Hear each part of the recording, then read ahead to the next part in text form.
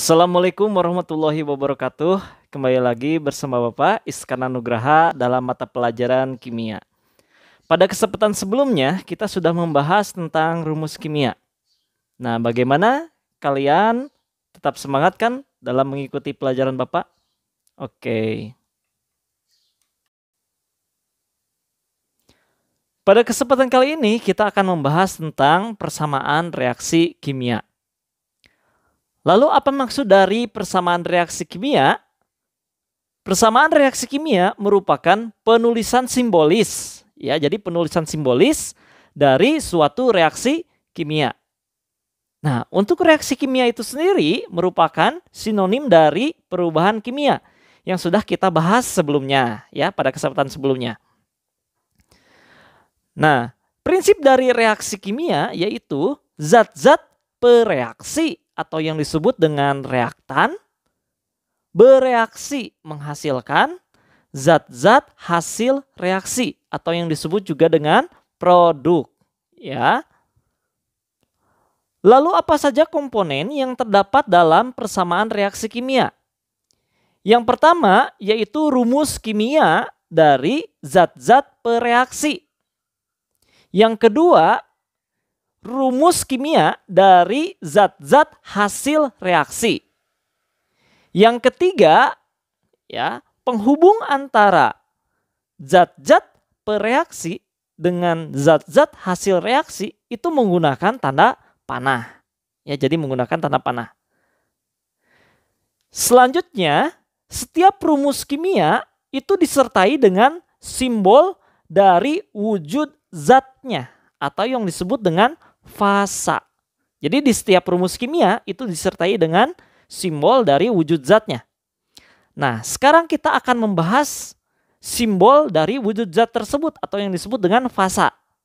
Ya, di sini disertai kolom yang sudah Bapak sertakan, ya. Yang pertama yaitu wujud solid yang artinya padatan. Ya, simbolnya S, ya, S kecil di dalam kurung. Selanjutnya yaitu gaseous atau artinya gas, ya, wujud gas. Ya, simbolnya dalam kurung G. Ya. Yang ketiga yaitu liquid. Ya, liquid ini mengandung arti cairan, ya, bisa cairan, ya, bisa lelehan, bisa leburan, ya, tergantung dari jenis unsurnya. Ya, nah ini memiliki simbol L kecil, ya, di dalam kurung.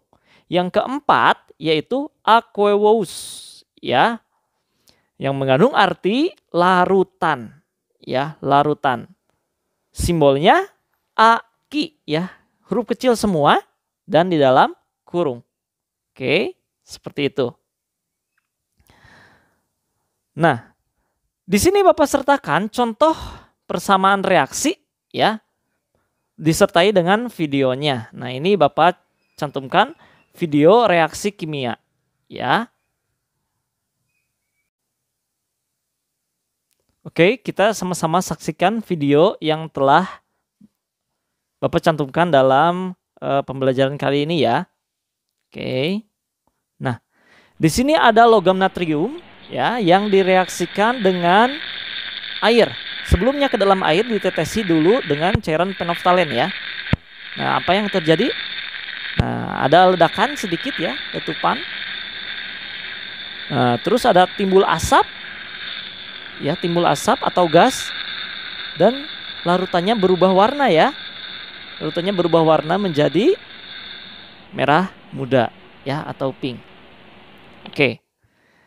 Dari percobaan tersebut dapat kita analisis, ya. Nah, padatan natrium tadi kan direaksikan dengan air, ya, menghasilkan larutan natrium hidroksida. Jadi yang tadi berwarna pink itu menghasilkan larutan natrium hidroksida, ya, karena sebelumnya kita tetesi dengan penoftalen terlebih dahulu si airnya, ya, karena penoftalen ini akan memberikan perubahan warna terhadap hidroksida, ya. Dan tadi kita sudah melihat ada gas. Nah, gas tersebut merupakan gas hidrogen, ya. Lalu bagaimana penulisan dari persamaan reaksi kimianya? Oke. Nah, tadi kan padatan natrium, ya padatan kan solid. Berarti rumus kimia dari natrium itu kan Na. Berarti kita tulis NaS. Direaksikan dengan air, berarti ditambah air.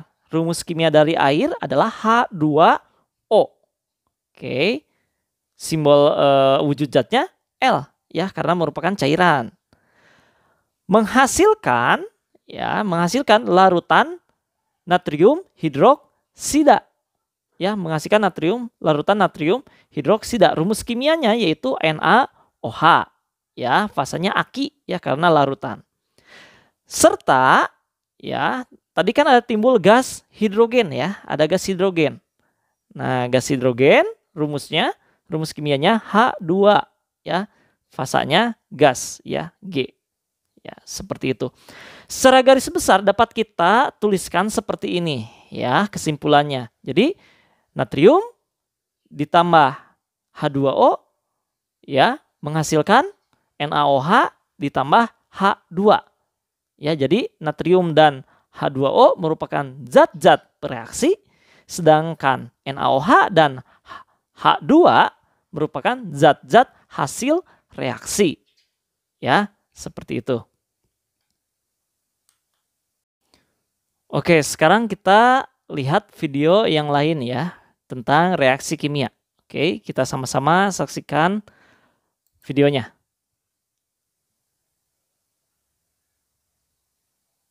Oke, di sini ada larutan HCl ya atau asam klorida.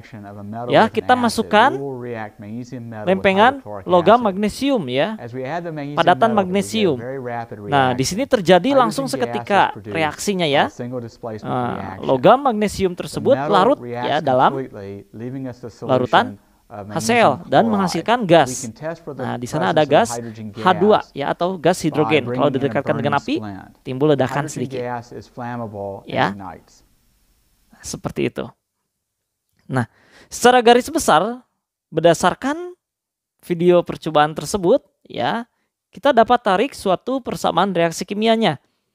Ya, yang pertama yaitu logam magnesium ya, Mg dalam kurung S ya, solid, kita reaksikan atau ditambah dengan larutan HCl ya, aki, menghasilkan tanda panah larutan magnesium klorida ya dalam kurung aki karena larutan tadi dan menghasilkan gas hidrogen atau gas H2 ya rumus kimianya ya seperti itu.